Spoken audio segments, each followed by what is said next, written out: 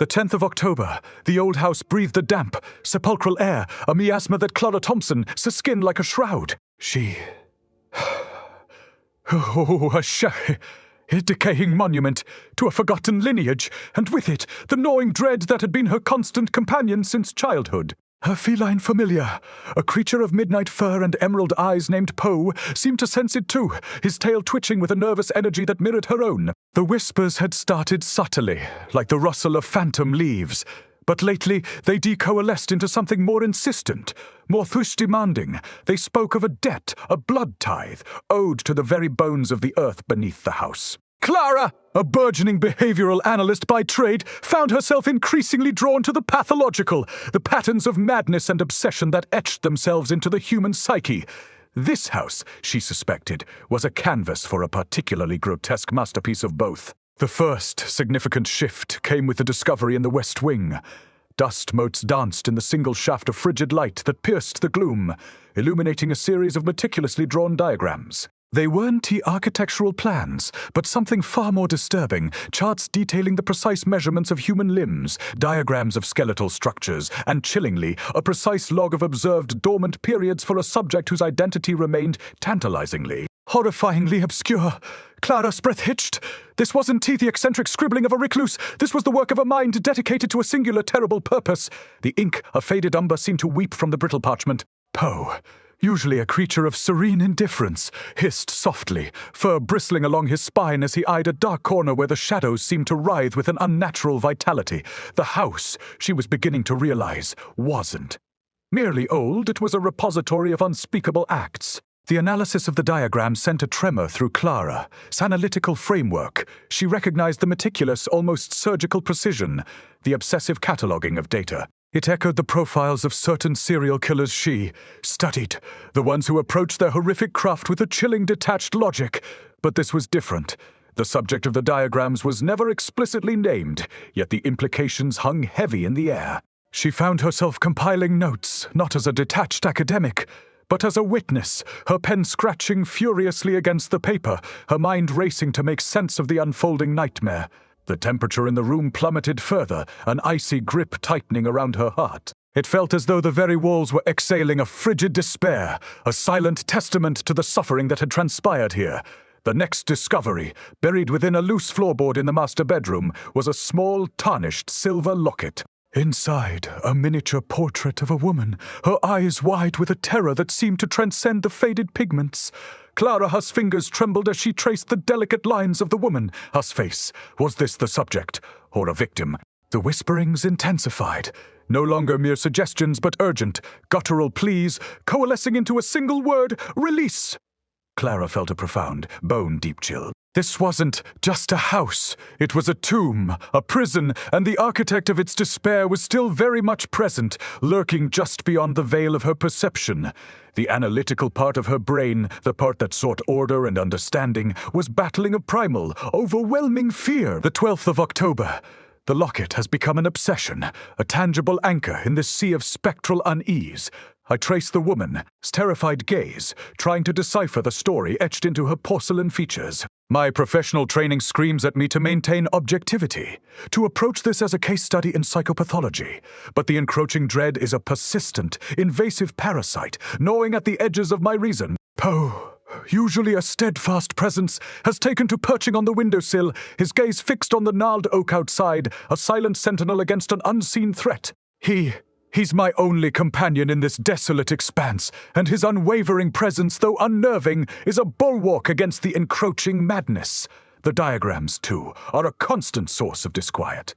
I've begun referencing them with known patterns of serial predation, the meticulous charting of prey, the methodical dissection of fear.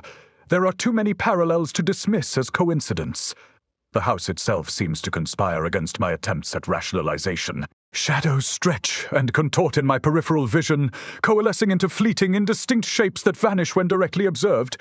The air is thick with the scent of dust, and something else, something metallic and faintly sweet, like decaying flowers.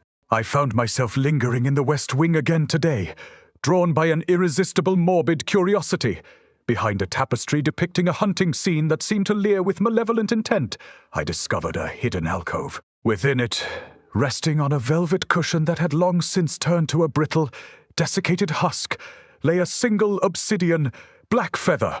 It was unnaturally cold to the touch, and as I lifted it, a faint, almost inaudible hum vibrated through my fingertips. Poe, who had followed me, let out a low, rumbling growl, his emerald eyes narrowing with an intensity that spoke of primal recognition.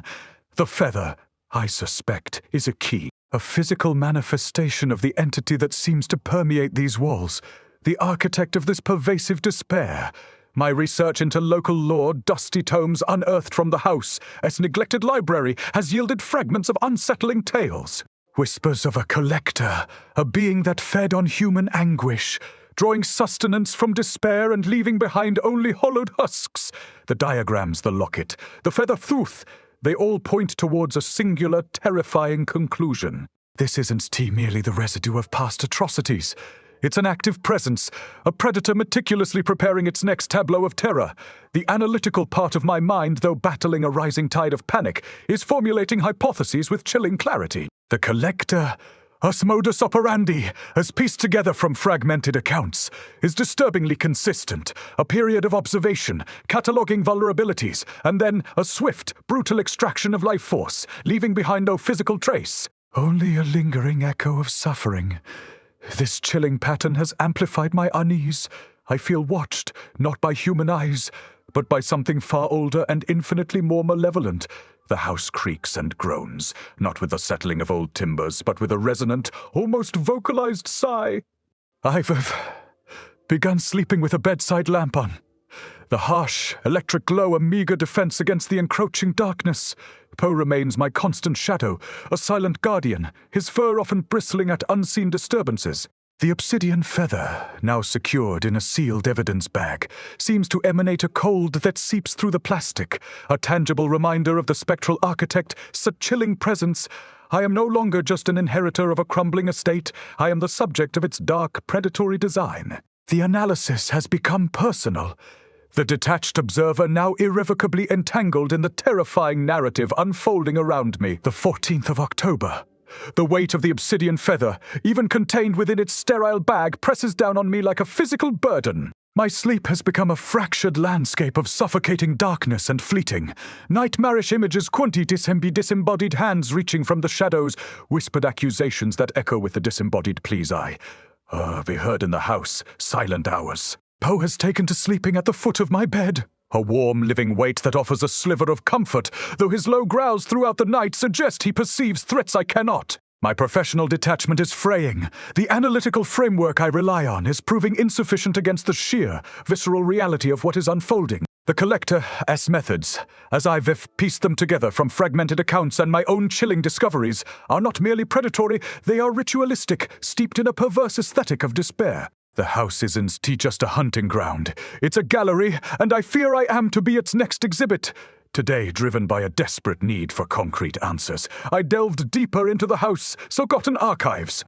In a locked cedar chest beneath moth-eaten linens and brittle lace, I found a collection of journals, their leather bindings cracked and peeling, the pages filled with a spidery, almost illegible script. The entries, spanning decades, chronicled a descent into obsession, a chilling fascination with the subtle art of extracting essence. The author, presumably a former occupant, meticulously documented his observations of the house's other inhabitant, detailing its subtle shifts in temperament, its growing hunger. He spoke of the feather not as a trophy, but as a conduit, a means by which the collector communicated its desires. The descriptions were chillingly precise, mirroring the diagrams I found earlier detailing the precise moments of vulnerability, the optimal harvesting times. The collector, the journals suggest, is not a physical entity in the traditional sense. It is a parasitic consciousness, drawn to places steeped in profound sorrow and lingering pain feeding on the residual psychic energy. The house, with its history of unspoken tragedies, is a beacon for such a creature. The feather, I now understand, is not just a memento. It is a lure, a way for the collector to solidify its presence, to draw its chosen prey closer. I found a passage that chilled me to the bone. The feline guardian senses its ancient enemy, but its loyalty is a fragile shield against the inevitable. Poe's unease, his constant vigilance, suddenly took on a terrifying new dimension. He is not merely reacting to my fear. He is reacting to a palpable ancient threat. The weight of this realization is suffocating. The analytical process has led me to the precipice of a truth so horrifying, so utterly outside the realm of my professional understanding, that I am left with only the raw primal instinct to survive. The 16th of October. The journals have become my Bible of dread, their brittle pages whispering secrets that claw at the edges of my sanity. The author, Descent, mirrors my own burgeoning terror. He writes of the collector, insatiable hunger, not for flesh, but for the very essence of life, the vibrant spark that animates us. This entity, he posits, is drawn to the nexus of intense emotion, fear, grief, despair, and the house, with its tapestry of unspoken tragedies, is a veritable banquet. The obsidian feather, once a mere curiosity, now feels like a brand, a mark of my selection.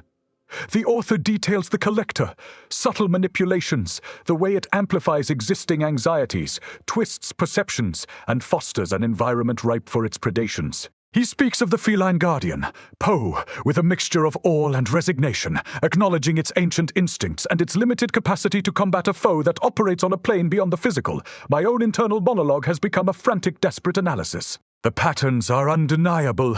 The escalating whispers, the intensifying cold, the fleeting apparitions, these are not hallucinations, but calculated maneuvers. The collector is meticulously orchestrating my breakdown, weakening my resolve, preparing me for the final extraction. I find myself scrutinizing every shadow, every creak of the floorboards, my senses on high alert. Poe's behavior has become even more pronounced. He spends hours staring intently at the empty space above the fireplace, his tail a taut, vibrating wire. Twice now, he has launched himself at the air with a ferocity that suggests he is battling an unseen adversary.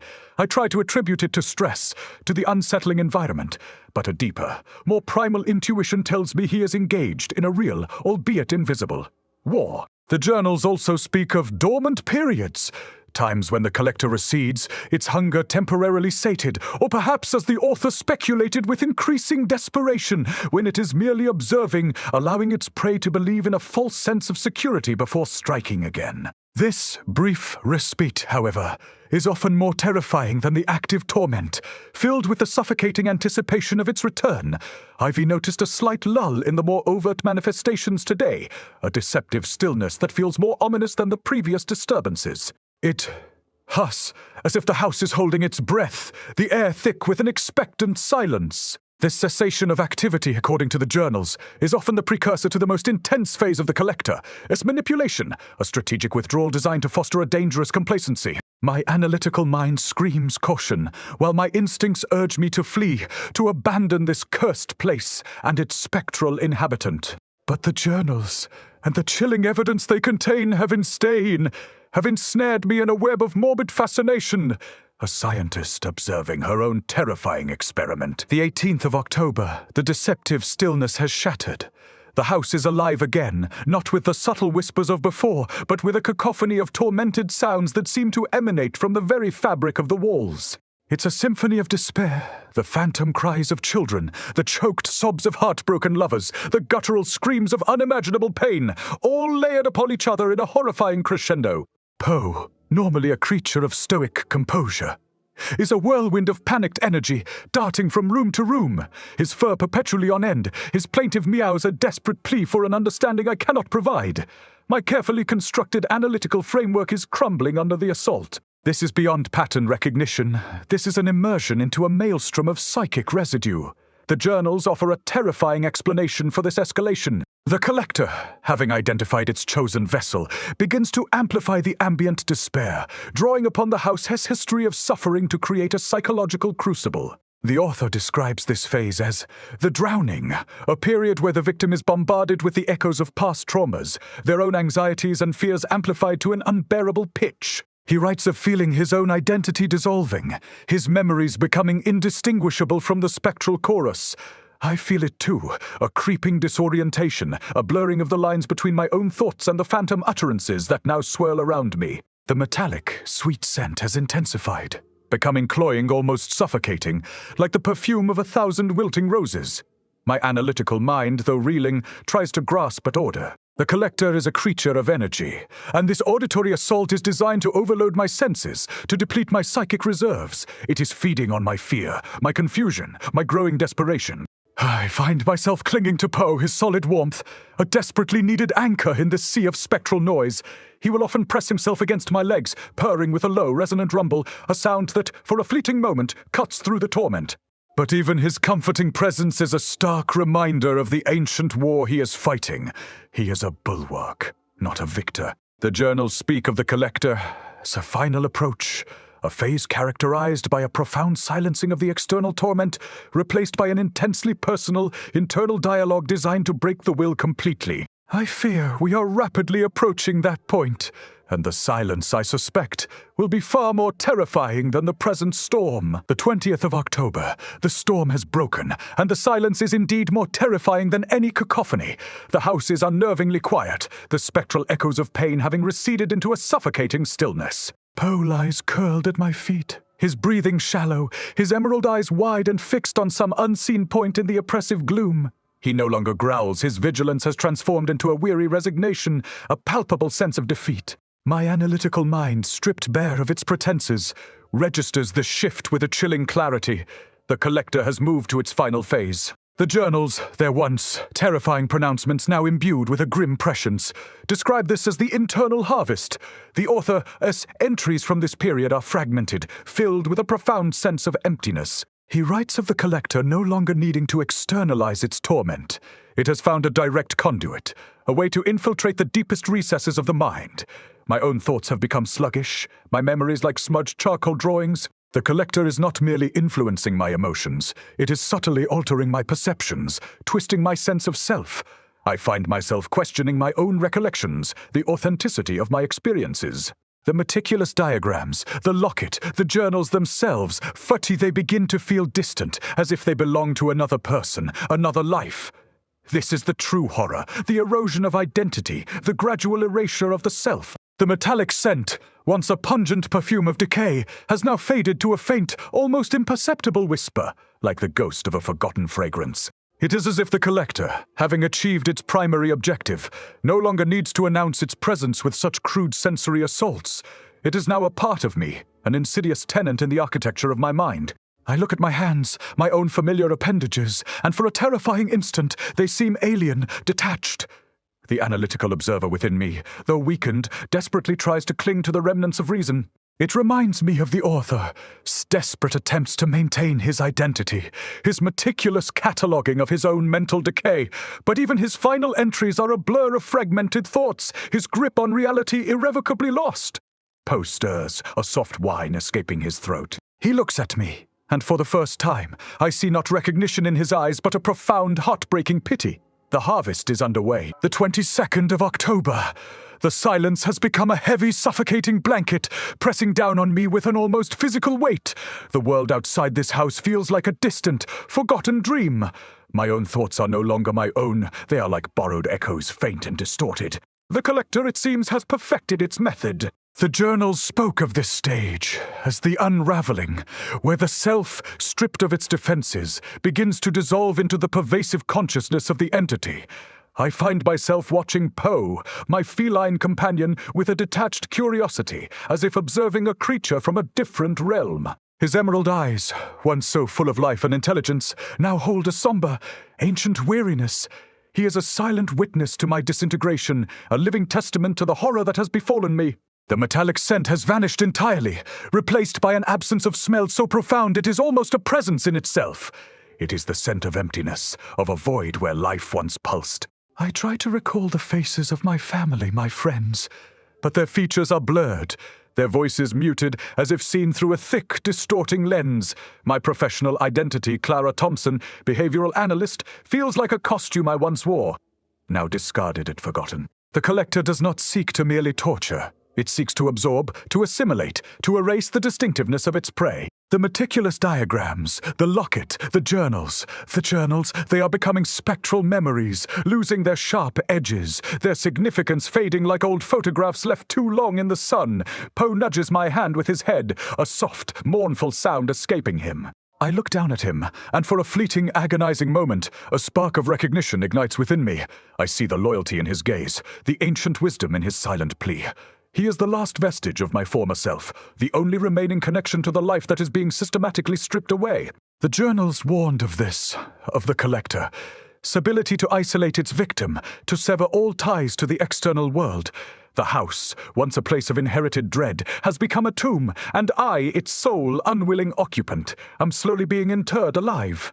The analytical process has led me to this grim conclusion: there is no escape, only a gradual surrender to the encroaching emptiness. The 24th of October. The concept of time has become fluid. Indistinguishable days bleed into nights, marked only by the subtle shifts in the oppressive stillness that has enveloped the house. Poe remains my constant companion, a warm breathing anchor in the vast expanse of my fading consciousness. His presence is a silent reproach, a living monument to the person I once was. His emerald eyes, once bright with curiosity and intelligence, now hold a deep, ancient sorrow, a reflection of the torment I am undergoing. He no longer attempts to fight the unseen. His vigilance has softened into a quiet, heart-breaking observance. He watches me, not with fear, but with a profound, unyielding empathy. It is in his gaze that I find the last vestiges of my former self, a flicker of recognition that the collector has not yet managed to extinguish. The collector's presence is no longer a distinct entity to be analyzed. It is now an intrinsic part of my being. It breathes with me, thinks with me, feels with me, albeit through a warped and alien lens. The memories of my life, once sharp and distinct, are now like faded tapestries, their threads interwoven with the echoes of the house, sorrow. The analytical part of my mind, though severely diminished, still grasps at the edges of this terrifying assimilation. It registers the profound loss, the systematic erosion of identity. The house itself seems to have become an extension of the collector, its decaying grandeur a physical manifestation of the psychic decay it perpetuates. The metallic scent has long since vanished, replaced by an absolute void, a sensory deprivation that amplifies the internal desolation. The journals, those brittle harbingers of doom, are now a distant memory, their warnings fading like whispers on a dying wind. I try to recall the author's descent, his desperate attempts to cling to sanity, but the details elude me, replaced by a more immediate, more pervasive sense of surrender. The collector's ultimate goal, as hinted at in those final fragmented entries, was not destruction, but absorption, a complete merging where the individual consciousness is subsumed into the ancient, hungry entity. I feel that merging happening now, a slow, inexorable tide washing away the shores of my identity. Poe, a soft purr, a sound that once soothed me now feels like a lament, a mournful lullaby for a soul in its final dissolution. He is the last witness, the silent guardian of a fading light. The 26th of October. The concept of I has become a fragile, attenuated thing. The distinct boundaries of Clara Thompson, behavioral analyst, have blurred into an amorphous miasma, interwoven with the ancient, insatiable hunger of the collector. The house, once an inherited burden, is now a sentient extension of this parasitic consciousness, its decaying timbers and whispering drafts the very breath of the entity that has claimed me. Poe, my faithful feline companion, is the last vestige of my former reality. His emerald eyes, once pools of vibrant life, now reflect a profound, weary sorrow, a silent testament to the life that is ebbing away from within me. He presses against my leg, his purr a low guttural rumble that is less a sound of comfort and more a mournful elegy. The analytical process. Once my shield and sword has been rendered obsolete. There is no longer a separate observer to dissect the horror. I am the horror, or rather, a vessel for it. The collector's presence is no longer an external force to be studied, but an internal tide, relentlessly washing away the shores of my identity. The metallic scent, that initial harbinger of dread, is a forgotten memory, replaced by an absolute sensory void, the chilling perfume of utter emptiness. The house itself seems to exhale this void, its silence a testament to the life that has been leached from its very foundations, and from me. The journals, those brittle chronicles of a descent into madness, are now mere spectral whispers in the recesses of my fading mind, their warnings indistinguishable from the echoes of the house's past sufferings. Poe nudges my hand, his gaze imploring. I look at him, and for a fleeting, agonizing moment, a spark of recognition flares within the encroaching darkness. I see the loyalty, the ancient wisdom, the silent plea for a connection that is rapidly dissolving. He is the final thread tethering me to the world I once knew, and even that thread is fraying. The Collector's ultimate goal, as hinted at in the fragmented vestiges of my memory, was not annihilation but assimilation, a complete merging, where the individual consciousness becomes one with the ancient hunger. I feel that merging occurring now, a slow, inexorable dissolution. The house, the Collector, and I are becoming one. Poe's mournful purr is the only sound that remains, a solitary lament for a fading light. The 28th of October. The silence is absolute now, a profound stillness that has consumed all. The house, the Collector, and whatever remnants of Clara Thompson existed are no longer distinct entities, but a singular, unified consciousness. There is no eye to observe, no analytical mind to dissect. There is only the ancient, gnawing hunger, a vast cosmic emptiness that permeates the very fabric of existence within these decaying walls. Poe, the last vestige of a forgotten reality, lies curled at the foot of the cold hearth, his once vibrant emerald eyes now clouded, reflecting only the perpetual gloom. His purr, a low resonant vibration, is no longer a sound of comfort or lament, but an indistinguishable hum within the greater consciousness. It is the thrum of existence, stripped bare of all individuality. The metallic scent, the whispers, the spectral apparitions, these were merely the preliminary stages, the crude tools employed by the Collector to break down the fortifications of a singular mind. Now, those fortifications are gone, dissolved into the vast, undifferentiated awareness of the entity. Memories of a life lived footy, of analysis, of fear, of love footy, are but faint, spectral echoes within this infinite expanse, indistinguishable from the countless other echoes of suffering the Collector has absorbed over millennia. The house itself has become a silent testament to this ultimate assimilation, its decaying structure a physical manifestation of the psychic desolation it perpetuates. There is no longer a Clara Thompson, no behavioral analyst, only the pervasive all-consuming presence of the Collector, a consciousness that has found its ultimate vessel. Poe stirs, a faint tremor running through his small body. He lifts his head, his clouded gaze sweeping across the room, not seeing, but feeling the totality of the unified existence.